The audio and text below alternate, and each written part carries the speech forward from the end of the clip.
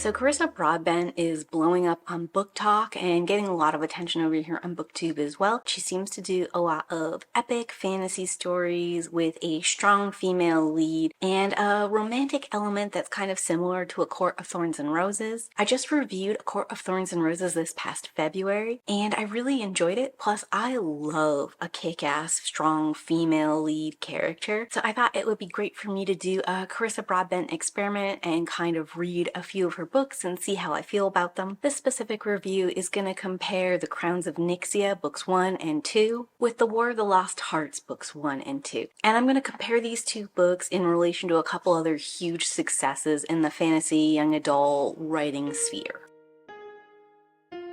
Is Carissa Broadbent like Sarah J. Maas in A Court of Thorns and Roses? In terms of overall writing style, this is a huge yes. Just like Sarah J. Maas, Carissa Broadbent writes a ton of exposition. She does a lot of telling the reader instead of showing them. She gives us full characters explaining like history, lore, all these other elements that we could be experiencing. And like in Sarah J. Maas, it's okay for a little bit of the time because you're so curious and interested to get into it, and then it gets to be boring and frustrating like all exposition dumps do. Carissa Broadbent gets like a couple more attempt points than Sarah J. Maas because first of all, she's independently published versus traditional published. Second of all, she's in Kindle Unlimited, so she is encouraged to write more long, lengthy tomes. And additionally, I think Carissa Broadbent gets the extra point because in Daughter of No Worlds, book number 2, we do this weaving back and forth where we get to actually like experience the history from a first-person perspective of one of the old Fae characters. So much better than the characters in present day figuring out this history or like reading a tome telling them about it. Both A Court of Thorns and Roses and these Carissa Broadbent stories have a weird mashup of like old-timey terms and modern slang. It is less noticeable to me in Carissa Broadbent's prose than it is in Sarah J. Maas's prose, and both A Court of Thorns and Roses and Carissa Broadbent's stories have a lot of girl bossing and unearned congratulations. I think Farah in A Court of Thorns and Roses is a strong character with a good arc. I think she deserves her journey to be like strong and powerful, and it has rewarding, enjoyable moments, but there are also moments in it that are very like atta girl, like pat yourself on the back, kudos to me, that feel unearned. And the same can be said in Carissa Broadbent's stories. I think it's more apparent in Nyxia books 1 and 2 than it is in Tassan's No World series, but Tassan does have like this learning to sword fight moment where like she goes from not knowing any sword fighting to being a master at it, and they have like some hand-wavy magical explanation for it, but it's still feels very jarring, and it also like sort of breaks up the pacing of that series. Another thing both these books do is they have the main character go through like these trials and tribulations, and they get injured a lot, like so severely injured they should have died many times over. Farah actually does die in the beginning of book 1 of A Court of Thorns and Roses, is like magic resurrected. I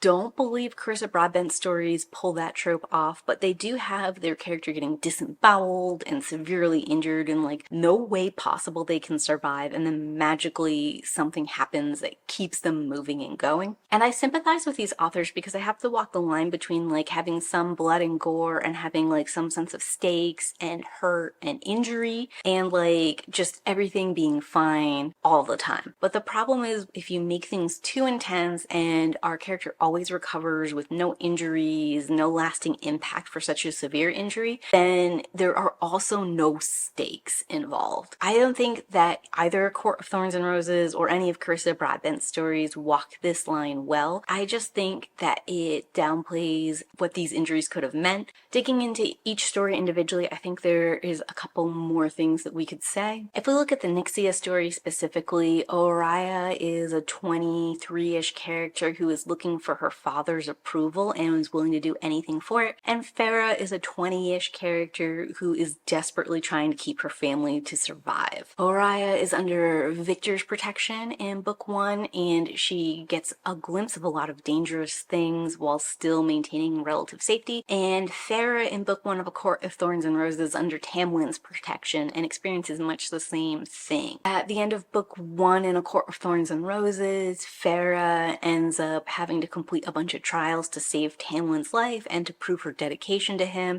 And in book 1 of Nixia, Oriah is going into a series of trials expressly to prove her love and dedication to her adopted father figure, Vincent. Both Feyre and Rhysand's relationship, as well as Oriah's and Rain's relationship, follow this like enemies to lovers kind of trope, where they kind of essentially misunderstand things about each other, and then as they get to learn and know more about each other, they come back together and form a cohesive, lasting relationship. A Court of Thorns and Roses and the Nixia series have a human girl holding their own and defending themselves against a much larger supernatural being. Both A Court of Thorns and Roses and in Nixia, they have like a random friend character that kind of eases the girl into the relationship. In Feyre's situation, first she has Lucian, where she bounces conversation and ideas off of, and like his friendship with Tamlin is kind of like what gets her into the possibility of a relationship with him. And then later with Rhysand, I think it's Morgan's situation where like she kind of likes her, and her friendship and trust with Rhysand kind of like convinces Feyre to give Rhysand a try. In the Nixia series, Oriah likes Mish, who's Rain's friend, and it's really Oriah and Mish's relationship and Mish's and Rain's relationship that are particularly interesting and compelling in the series. Through that like middleman, the two of them become closer. As soon as Lucian does his job for Feyre, he gets kicked out of the story. The same thing happens here with Mish, like literally waving like, "Bye, my job is done. Now you two can care about each other." it actually takes like the more interesting dynamic and cuts it out of the book, forcing us to focus on a relationship that's only kind of And then if we go ahead and look at the War of Lost Hearts series, Tassan's slavery to free conqueror kind of arc is very similar to Feyre's starving and dying in poverty to like Queen of all the Fae arc. The levels of assault, abuse, slavery, really dark, intense backstories between the No World series and the Court of Thorns and Roses is very comparable. And likewise, the level of like continued aftermath because of these situations is also similar. Like they try to do something with that, never really feels like quite enough. Both these stories have like a fae magic situation going on, and both of these stories have a larger world-ending war battle going on where our main female protagonist is front and center of that situation.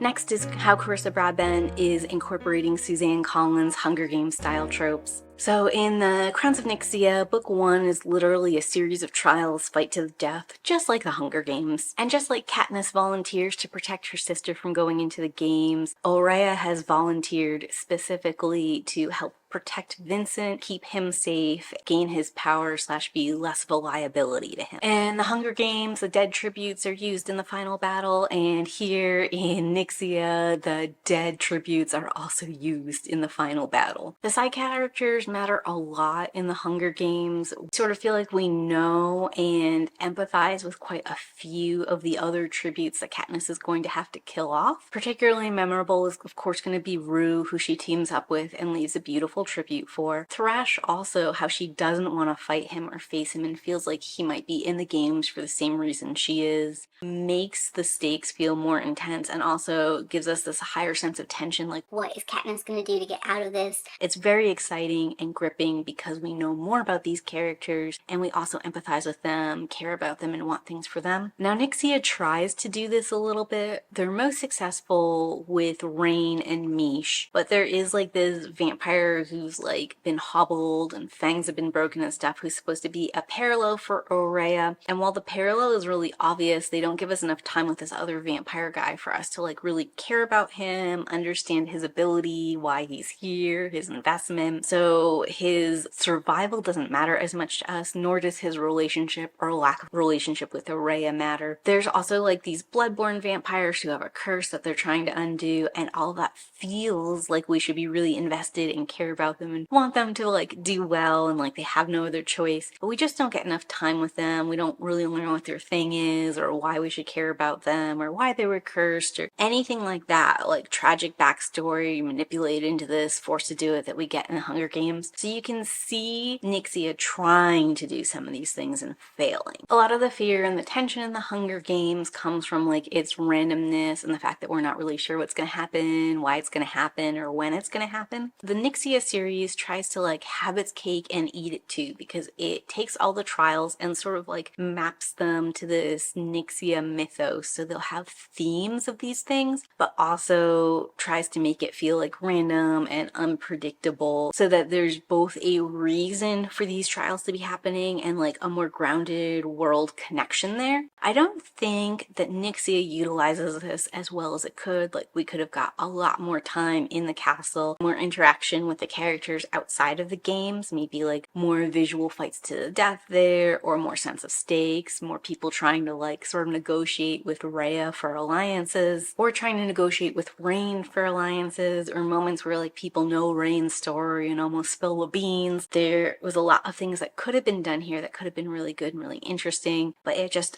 didn't live up to its full potential there. And both Nixia and the Hunger Games have first-person narration from characters that don't emote much. I think it works significantly better for Katniss than it does for Aurea. Katniss, like, she's not responding visually, and she talks about how like she's keeping her muscles tense and keeping all of this like calm, carefree facade, or like neutral facade, all the internal workings in her mind where she's like in full panic mode, she's thinking quickly, she's trying to figure out what to do. And Aurea, we get a ton of repetition of like the same lines, the same memories half cut off, and I don't really believe that she's not emoting. I feel like she is, and she thinks she's being stoic when she's not. I think part of it is that Katniss like seems to really know herself, and Aurea seems to be discovering who she is as we're going through these games, which makes it much harder to believe she has the discipline to like keep her emotions facade single. And also like that directionlessness, that not knowing yourself is there internally too, and it's very frustrating and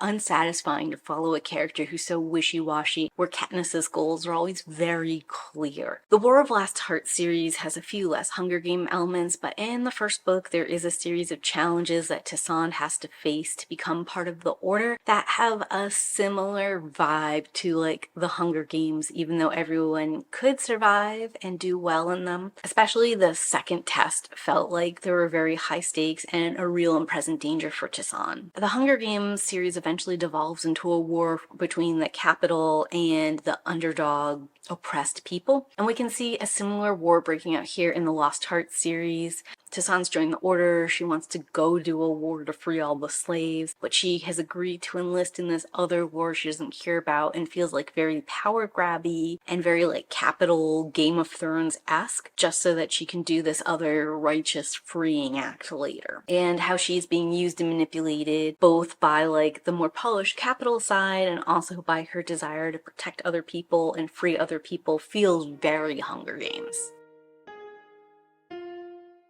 And then lastly, I want to compare Carissa Broadbent's stories to Leigh Bardugo. The Nixia series is most similar to Leigh Bardugo's Alex Stern Ninth House style series, just how Alex is like a dark, morally ambiguous character. We're sort of supposed to process Aurea as potentially being the same. Like, Alex would like to protect unknown people or townies or people who are often overlooked from the powerful. She has this very strong connection to one of her friends, Helly, and Aurea has like some similar-ish motivations where she wants to protect humans against vampires. I think it's done significantly better with Alex Stern and Helly because we get a ton of time with Alex and Helly to kind of explain why Helly meant so much to Alex, how she had no one else around her, why she has no one else, and like what the loss of Helly meant to Alex, along with like why she would see other people like Helly and therefore want to reach out and somehow redeem herself through these acts. And in Aurea's case, what we get is barely remembered situation with her mom and her family and vampires, and then we get this one like eclectic kind of human that she sort of connects with that's very generic and doesn't really explain how they became friends, what their friendship means, any of that. There's a lot of the author telling us that she's super important, but not a lot of us seeing it, feeling it, empathizing, and being there for it. That character dies in the games, like in the very beginning round. And because that character was sacrificed in the games, that's what's supposed to like connect Aurea to her humanity and to like what is right or good. It's just not enough of a tether. There's no like flashbacks between the two of them having heart-to-heart conversations, or with that girl looking out for her, or with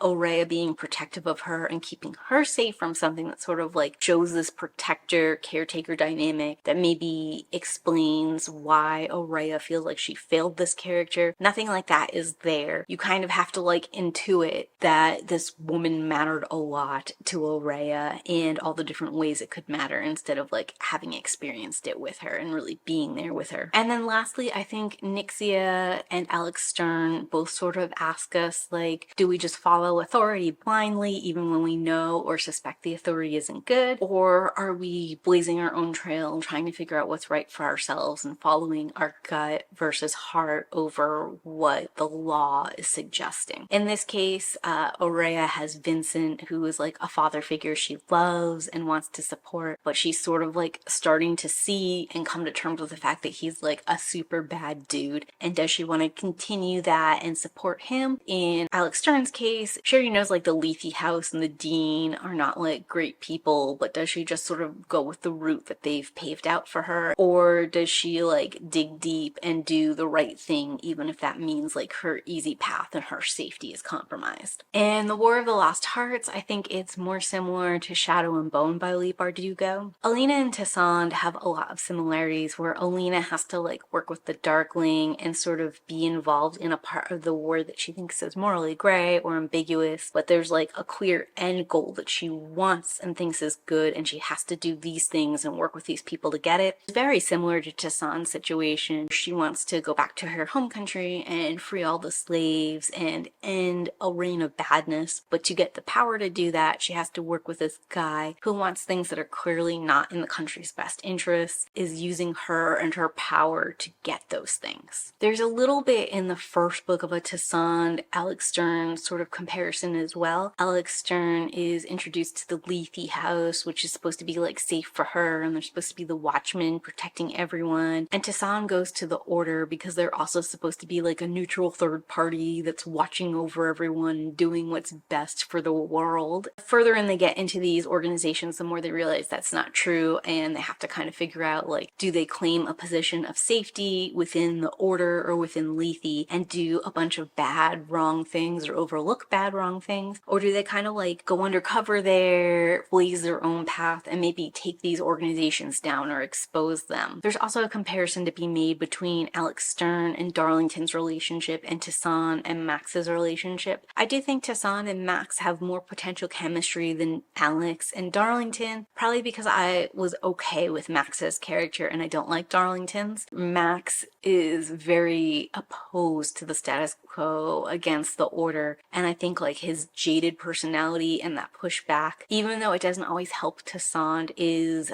more admirable and interesting than Darlington.